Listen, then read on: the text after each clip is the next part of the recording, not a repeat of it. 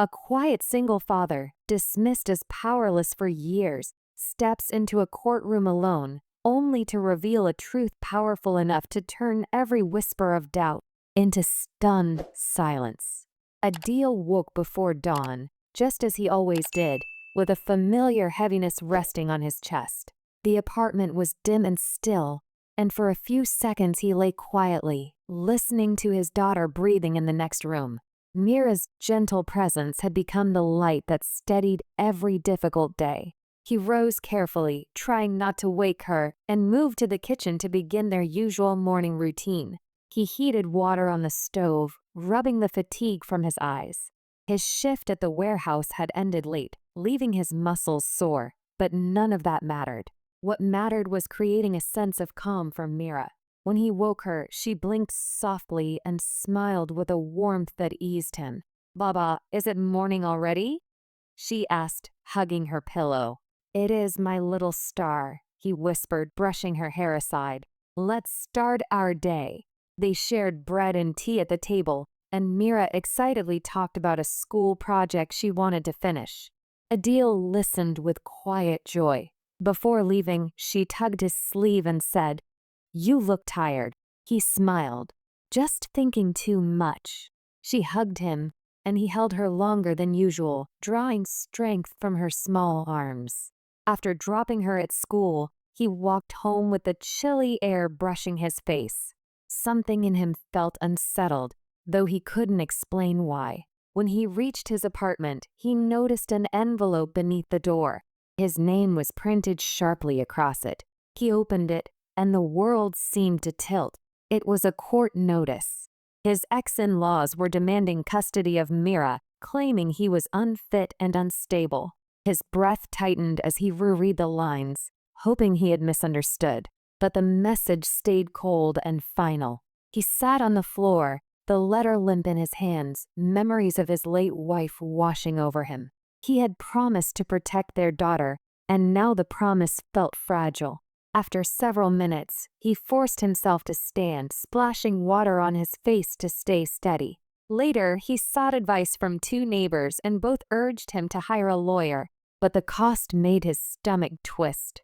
Every bill he paid already felt like balancing on thin air. Hiring someone felt impossible. That night, long after Mira fell asleep with her bear held close, Adeel sat at the table with the court papers spread out. The clock ticked sharply in the quiet room. "How do I fight this?" he whispered to himself. Representing himself sounded foolish, but doing nothing felt worse. He imagined judges, lawyers, and polished arguments he could never match. Fear squeezed his chest. Then he thought of Mira's laughter, her drawings taped on the wall, her voice asking if he'd come to her school play. Losing her was unimaginable. Slowly, he began reading the notice again, taking notes with trembling hands. By morning, he had not slept much, but something inside him had hardened.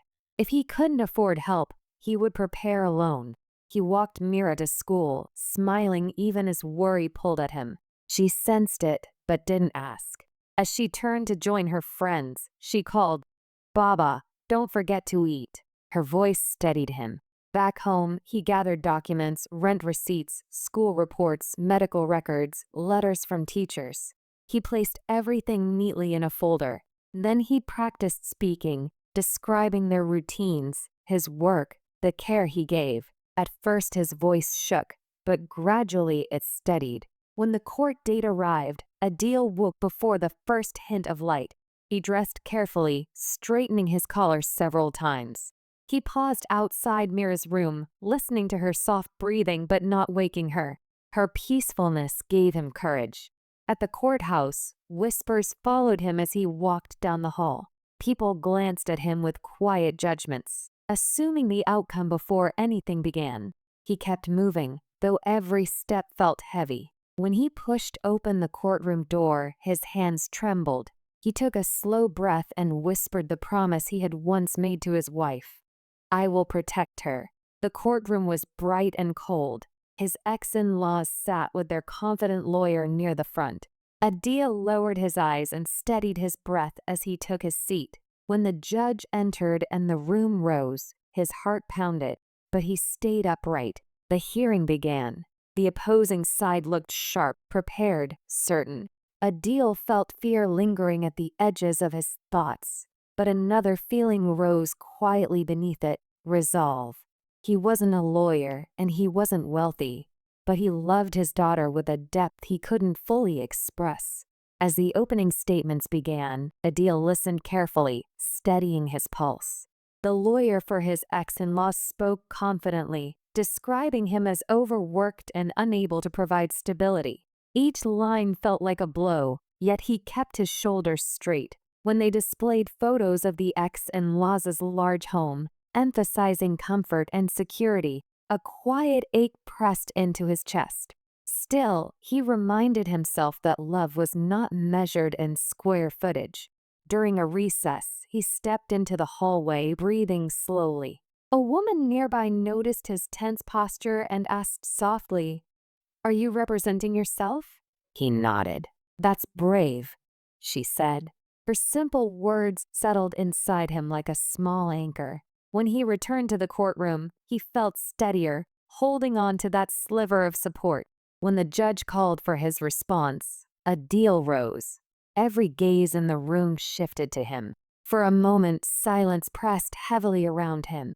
But then he thought of Mira, her laughter, her trust, her hand in his. The fear inside him eased. He stepped forward, ready to speak not as a lawyer, but as a father determined to be heard. Adeel stood before the court, his palms damp but his voice steady enough to begin. The room felt impossibly large, every cough and shuffle echoing against the walls. He looked at the judge briefly, then lowered his gaze to the papers in his hands, though he knew his real words had to come from his heart. "I'm not trained to speak the way lawyers do," he began quietly, "but I'm here because my daughter is my whole life." A ripple moved through the courtroom, some surprised glances, some doubtful smirks. His ex-in-law sat stiffly, their lawyer watching him with the calm confidence of someone expecting an easy victory. Adeel continued, "I may not have much, but I give her everything I can. We wake up early together, eat breakfast together, talk about school, read stories at night. My life is simple, but it's built around her." The judge listened with a neutral expression. The opposing lawyer rose after a moment and approached, holding a thick stack of documents. "Your Honor," he began, "we appreciate the father's sentiment, but raising a child requires more than affection. It requires stability, structure, financial security. My clients can provide all of this." He gestured toward the well-dressed couple seated nearby. Adeel watched silently as the lawyer flipped through photos. Mira's grandparents' large home, the spacious bedroom prepared for her, the polished garden. The lawyer's voice sharpened. "Meanwhile, Mr. Adeel works long shifts, barely makes enough to cover rent, and lives in a cramped apartment. He often returns home exhausted. How can this environment benefit a child's growth?" The words stung, not because they were entirely wrong, but because they were designed to belittle the sacrifices he made every day. Adeel lowered his eyes, breathing slowly to keep his composure. The lawyer continued, "We also have statements from relatives claiming Mr. Adeel has struggled emotionally since his wife passed. My clients believe Mira deserves a more stable environment." Adeel felt a sharp ache, hearing his grief twisted like a flaw. He clenched his hands, fighting the urge to defend himself prematurely. After presenting more polished arguments, the lawyer sat down confidently. The judge turned to Adeel. "Would you like to respond?" Adeel stood again, his legs shaking slightly. He took a breath, looked at the judge, then shifted toward the crowd. "It's true I work long hours," he said, "and it's true my apartment is small, but that apartment is filled with love. Every corner of it has something Mira made with her own hands. She paints the walls with little stars and tapes her drawings near the window. That place might not impress anyone here, but to her, it's home." He paused, letting the words settle. "As for being tired, yes, I am, but I show up every morning, every night. When she gets sick, I'm the one holding her hand. When she brings home a bad grade, I sit with her until she understands. When she cries for her mother, I stay awake with her until she finally falls asleep.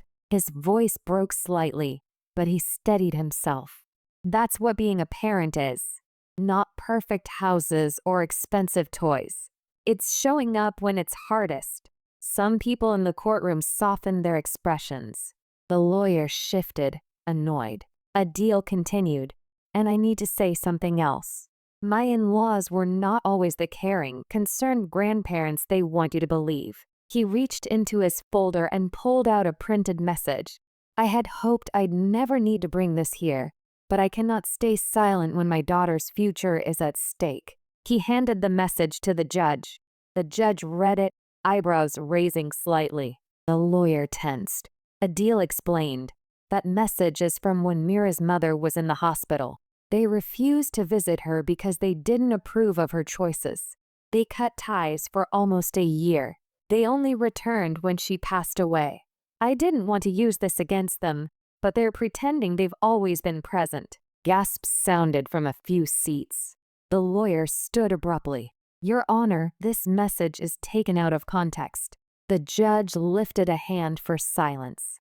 I'll determine the context. Adeel stepped back, feeling his heartbeat thudding in his ears. He hadn't planned to reveal that message, but he couldn't let lies erase the truth. Mira deserved honesty. The judge read the message again, then placed it beside the other documents. The atmosphere in the courtroom had shifted. The certainty surrounding the opposing side had dimmed. The lawyer recovered quickly. Your Honor, regardless of past disagreements, my clients are willing and capable of providing a better future. The judge nodded but didn't respond immediately. Adeel spoke again, gently this time. I'm not trying to keep Mira from her grandparents. She should know them. She should visit them. But she belongs with me, where she feels safe. I'm not perfect, but I'm her father, and she trusts me. His voice softened into something fragile.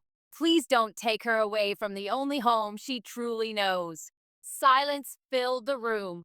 Even those who had doubted him earlier now watched with more thoughtful eyes. The judge called for a short break. People stood, whispering among themselves. Adeel sank into his seat, exhausted, unsure if he had said enough or too much. His hands trembled, but a strange relief washed over him. He had spoken from truth, not fear. During the recess, he stepped into the hallway again. His legs felt weak, but he remained upright. A man approached him quietly. I didn't know her grandparents had cut ties before, the man said. You spoke honestly. That takes courage. Adeel nodded, humbled but still anxious. When the break ended, everyone returned to their seats. The judge addressed the courtroom, his tone steady. We will continue reviewing testimonies and evidence. At this stage, both sides have presented significant information.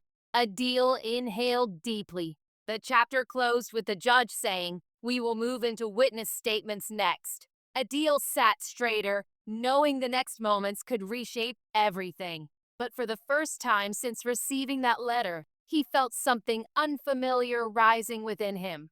Hope. Adeel sat with his hands clasped tightly, trying to steady the tremor in his fingers as the judge called for the first witness. The courtroom door opened, and Mira's teacher, Mrs. Rahim, stepped inside with a gentle composure that instantly eased a bit of the tension in his chest. She greeted the judge respectfully and took her seat. The opposing lawyer rose first. MRS. Rahim, how would you describe Mira's academic performance and behavior in class? She smiled softly. She's bright, thoughtful, and incredibly kind. She helps other students without being asked. She also speaks very lovingly about her father. The lawyer nodded slowly. And has she ever expressed fear, stress, or discomfort at home? Never, she replied firmly. In fact, she often talks about small routines she shares with her father, reading together, cooking simple meals, walking home from school. She seems happy. Adeel closed his eyes briefly, grateful for every word. The lawyer sat, and Adeel stood with caution. He approached gently, hands clasped behind him. "Thank you for coming," he said quietly. "Do you think Mira feels secure with me?" Mrs. Rahim met his gaze. "Yes, I do. She feels deeply loved. That's very clear." He nodded, whispering, "Thank you," before returning to his seat. Her testimony lingered warmly in the air. Next, Adeel's neighbor, Uncle Yusuf, was called. The older man walked with a slight limp, but carried a calm dignity. The opposing lawyer questioned him first, trying to highlight Adeel's long work hours and financial struggles. But the neighbor responded steadily. "Yes, he works a lot," Yusuf said, "because he cares for his daughter. I live across from them. Every morning, I see him walking Mira to school. Every night, I hear them laughing together. Poverty is not neglect." The lawyer frowned. "So you would say he is a capable parent? A capable parent?" Yusuf echoed. "He's more than that. He's a devoted parent." Adeel felt emotion tighten his throat. When he questioned Yusuf, he struggled to speak. "Did you ever see me mistreat my daughter?" The man's voice softened. "Never. I've seen you tired, worried, overwhelmed, but never unkind." Adeel sat again, a quiet ache loosening inside him. After a few more community testimonies, the judge asked if there were any additional witnesses. The opposing lawyer stood confidently. "Yes, Your Honor. We request to hear from the child." A cold sharpness filled Adeel's stomach. He hadn't expected Mira to speak, and he feared the weight it might place on her small shoulders. The judge studied both sides before nodding. "Bring her in, but we will keep the questioning brief." The courtroom door opened, and Mira entered holding a stuffed bear, her eyes wide. Adeel's heart clenched. She walked cautiously toward the front, glancing at him for reassurance. He forced a gentle smile, hoping it reached her trembling hands. The judge spoke kindly. "Hello, Mira. I'll ask you a few questions, all right?" She nodded. "Do you feel safe at home?" "Yes," she whispered. "Who takes care of you?" "My Baba, every day." The lawyer stepped forward. "Mira, do your grandparents treat you well when you visit them?" "Yes," she said softly. "Would you like to live with them?" She hesitated, looking down at her bear. Then she lifted her eyes. "I like visiting them, but I want to stay with my Baba. He makes everything feel okay." The lawyer blinked, thrown off. "Why is that?" She answered with a sincerity that hushed the room. "Because he listens, and he holds my hand when I'm scared, and he never gets angry when I make mistakes. He just says we'll learn together." Even the judge's posture shifted with a brief pause of emotion. The lawyer tried again, voice tightening. "And do you ever feel sad at home?" "Yes," she admitted, "when I miss Mama. But my Baba stays with me until I feel better." Adeel pressed his hand against his chest, overwhelmed by her honesty. The judge smiled gently. "Thank you, Mira. You may return to the hallway now." Before leaving, she turned to Adeel. "Baba, can we get ice cream after this?" She whispered loudly enough for the room to hear. A small wave of soft laughter passed through the courtroom. Adeel nodded, eyes shining. "Of course." She left, and silence settled again. The opposing lawyer rose quickly, sensing momentum slipping. His voice sharpened. "Your Honor, emotional moments aside, the facts remain.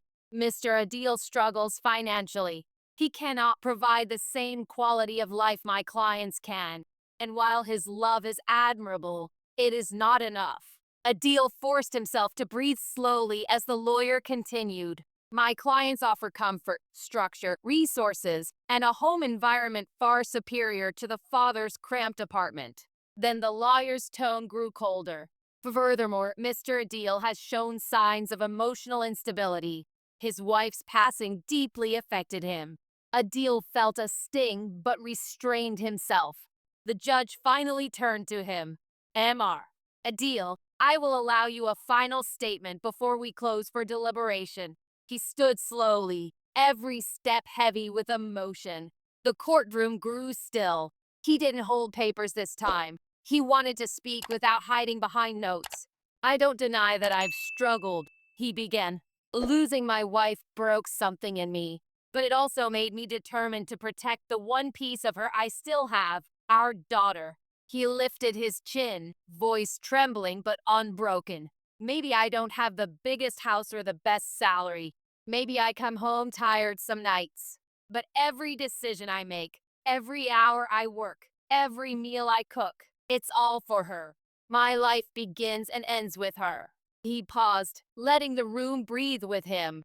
She is not a responsibility. She is my heart, and I know she needs me, not because I'm perfect, but because I'm hers. His voice softened. If financial comfort is the only measure of a parent's worth, then many loving families would fall apart. Love doesn't come from wealth. It comes from sacrifice. The courtroom remained silent. He added one last thought. I'm asking not to win, but simply to keep being what I already am. Mira's father. He sat down, exhausted, feeling exposed yet strangely lighter. The judge looked at him thoughtfully, then announced, "This court will recess. We will deliver the decision after a short deliberation." Adeel exhaled shackily, hands trembling again. The hallway outside felt colder, but something inside him had warmed. He had spoken his truth fully, without fear, and now all he could do was wait. Adeel waited in the quiet hallway, the walls closing in around him as people drifted past in low murmurs. Every second felt stretched, heavy, almost unbearable. He sat on a bench, elbows on his knees, head in his hands. The exhaustion that had been building through weeks of fear and preparation finally settled on his shoulders like a weight he could no longer hide from. Still, beneath the fear, a sliver of hope flickered, small but alive. He lifted his head when he felt a gentle tap. Mira stood there, her bear tucked under her arm, her eyes wide with worry. "Baba, did I say the wrong things?" she whispered. He pulled her close, wrapping his arms around her. "You said the truth," he murmured, "and that is never wrong." She rested her head against him until an officer appeared, calling for both sides to return to the courtroom. Adeel kissed Mira's forehead before sending her back to the hallway with a staff member. He walked slowly to the courtroom like a man carrying the last of his strength in each step. Inside, the atmosphere had changed. The chatter had gone quiet. His ex-in-laws sat rigidly, their lawyer whispering to them with tight urgency. Adeel took his seat, heart pounding so loudly he feared the judge might hear it. The judge entered. Everyone rose. The room seemed to tilt for a moment before Adeel forced himself to breathe. "Please be seated," the judge said. Papers rustled softly as the judge organized the final document. After reviewing all testimonies, evidence, and statements presented, he began, "This court has reached a conclusion." Adeel felt his fingertips go numb. He stared at a small scratch on the wooden table in front of him, afraid that meeting the judge's eyes might break whatever thin shield he had left. The judge continued, "The matter before us is not solely about financial stability. It is about emotional security, consistency, and genuine caregiving. While the grandparents have the means for a comfortable lifestyle, the father has demonstrated an unwavering commitment to his daughter's well-being." A hush fell over the room. Testimonies showed that the child feels safe, loved, and emotionally supported in her father's home. She expressed a clear desire to remain with him. Furthermore, previous actions by the grandparents suggest inconsistency in their involvement before the mother's passing. The grandparents shifted uncomfortably. The judge paused, then spoke with steady clarity. "Therefore, primary custody will remain with the father." Adeel's breath caught.